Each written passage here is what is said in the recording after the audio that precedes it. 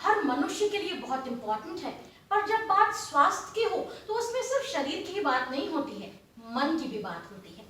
ज्यादातर लोग हेल्थ को फिजिकल हेल्थ से रिलेट करते हैं, जबकि ओवरऑल हेल्थ की बात करें तो माइंड एंड बॉडी दोनों का हेल्दी होना बहुत जरूरी है। Mind and body are both important determinants of health and illness. हम सभी के अंदर माइंड बॉडी कनेक्शन होता है।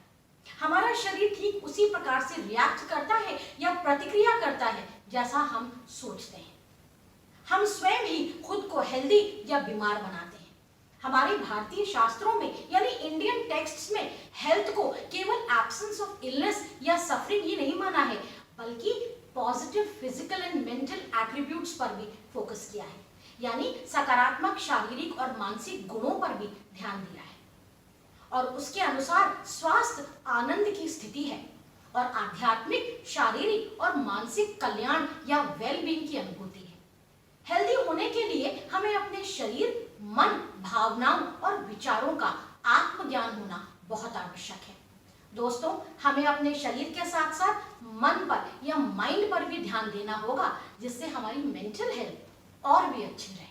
अपनी मेंटल हेल्थ पर ध्यान देना कितना आवश्यक है, मैं आपको एक प्रसंग द्वारा समझाने का प्रयास करती हूँ। एक बार श्री राम ने गुरु वशिष्ठ से पूछा कि व्याधि या इलनेस कहाँ से आती है, तो गुरु वशिष्ठ ने उत्तर दिया कि रोग मन से आरंभ होते हैं। Diseases begin in mind.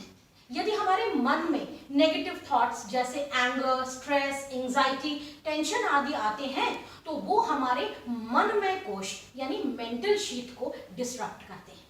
अब ये जो मनमय कोश होता है, this deals with thoughts and emotions. जब एंजाइटी और परेशानियां हमारे मनमय कोश को डिस्टर्ब करती हैं, यहां से वो प्राणमय कोश में जाती हैं, यानी वाइटल एनर्जी या लाइफ फोर्स शीट में जाती हैं, जहां हमारी श्वास यानी breath and flow of energy through the body होता है।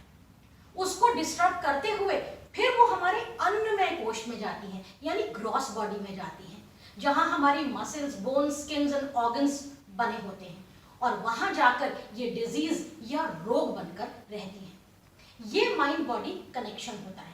आपने भी कई बार फील किया होगा कि जब हम टेंशन या एंजाइटी में होते हैं तो उसका सीधा असर हमारे स्टमक पर होता है, हमारा स्टमक अपसेट हो जाता है। या जब हम नर्वस होते हैं तो एक आपने सुना होगा ना, बटरफ्लाइज इन दी स्टमक, वो फील करते हैं।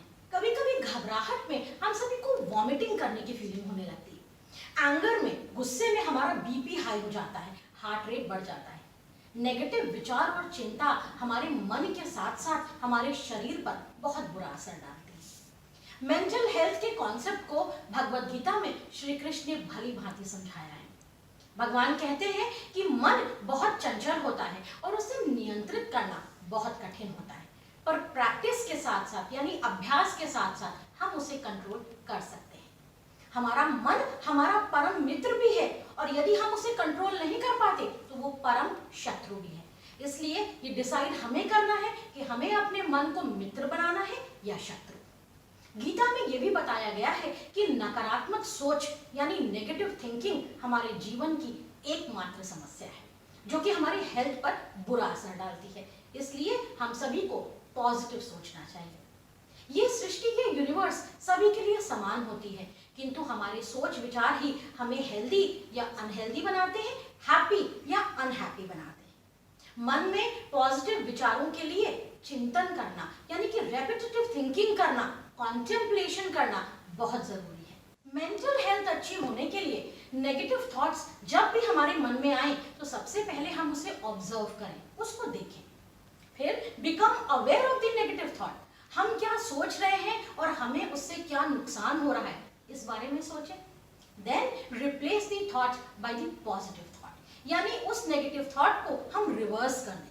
अगर हम एंग्री हैं तो हम प्लेजेंट चीजों के बारे में सोचने लगे, अगर हम बहुत सैड हैं तो हैप्पीनेस के बारे में सोचने लगे। ऐसा करने से हमारा मन शांत हो जाएगा और हम बेटर फील करेंगे। आज भगवद गीता से मैं आपको 4 टिप्स ऑन मेंटल हेल्थ बताती हूँ। सबसे पहला, be yourself, don't try to be anybody else, find your temperament and act in lines with it. आत्म साक्षात्कार करें। सेल्फ इंट्रोस्पेक्शन हमारे लिए बहुत जरूरी है। दूसरा, परफॉर्मेंस विदाउट अटैचमेंट, कर्मण्येवाधिकारस्ते मा फलेषु कदाचन, यानी रिवॉर्ड से अटैच हुए बिना हम अपने कर्तव्यों को अगर करेंगे तो निश्चित रूप से हमें स्ट्रेस बहुत कम होगा। तीसरी चीज, moderate your life. Moderation in food, in sleep, in speech, in exercise and relaxation. This helps in eliminating stress.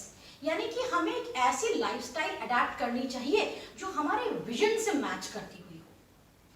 चौथी बात, प्रैक्टिस मेडिटेशन।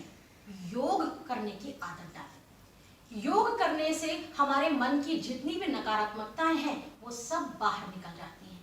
स्वयं होने के परिणामों को सहन करने का अभ्यास योग होता है, तो ये करना हमारे लिए बहुत आवश्यक है। दोस्तों, हमें ये ध्यान रखना होगा कि जीवन के प्रश्नों का उत्तर हमें तभी मिलता है जब हमारा मन शांत होता है, स्थिर होता है। तब नहीं मिलता जब हमारा माइंड बिजी होता है।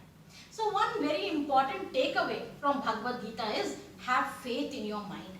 अपने मन पर आस्था रखिए। स्वामी विवेकानंद ने भी कहा है, our thoughts make things beautiful, our thoughts make things ugly.